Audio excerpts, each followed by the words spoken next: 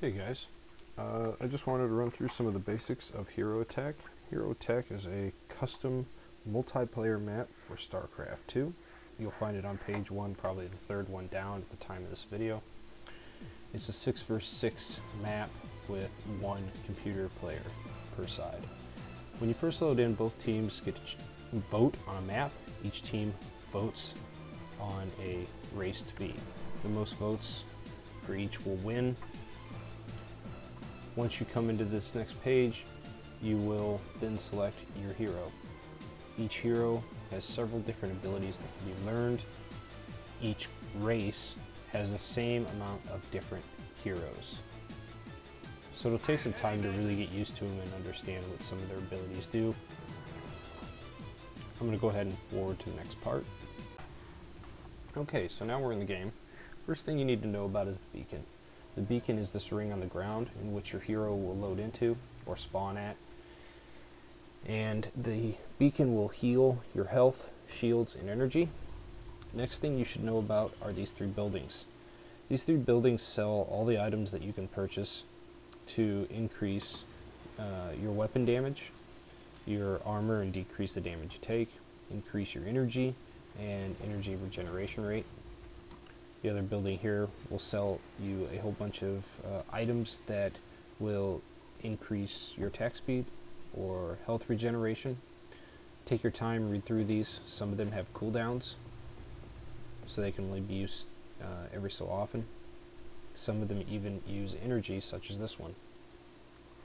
Next, you'll have the very center one, and it will sell upgrades for the computer units, the weapons, armor, and base defenses. And there's some other things in here that you can purchase. Both sides have the first three are basically the same thing: the drop pod, the meta pack, and the sensor tower. Obviously, for the other races, you have an orb or an overlord. The drop pod is named a couple different things for the other races as well. The drop pod is another thing you really need to know about. When you're away from your base, as you can see, I move slow as the Thor. So it's going to take a long time to march all the way back from the other player's base. To go all the way back across to here takes too long. So what you can do is, as soon as you're out of combat, click on your drop pod, and it'll bring you right back to your base. After doing that, you probably want to pick up another one because they're consumable. They're a one-time use kind of deal. Okay, so let's go ahead and talk about the base a little bit. When you first start off, this game has been going for 16 minutes. So when you first start off, the Terrans will only start with Marines. But as the game progresses, the AI computer will build 3 more buildings and create 4 little clusters here of buildings. Every time the units spawn, you will gain minerals. Right there, 89 minerals. The units will march out, follow the roads, and then attack the first units that they come to. So let's go ahead and head over there with our Thor and help them out. Okay, so let's talk about the hero a little bit. The heroes can level up to a maximum level of 20. And they do that by gaining XP. They gain XP whenever an enemy unit dies nearby. As you can see, I'm just walking around. And as these units die, I'm still gaining experience. So that's a basic myth that a lot of people have, that you actually have to kill the unit to gain experience. You don't. You just need to be nearby.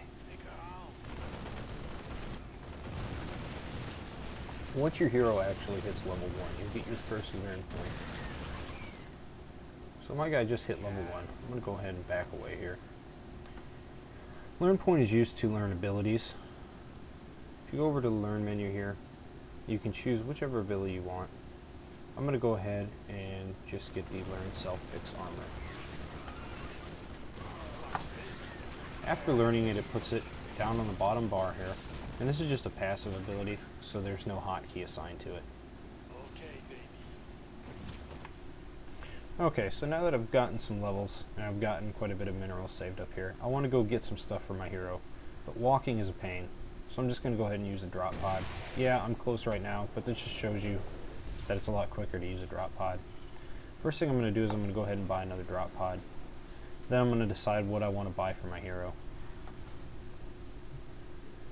Now you can buy whatever you want, whatever order you think suits your needs.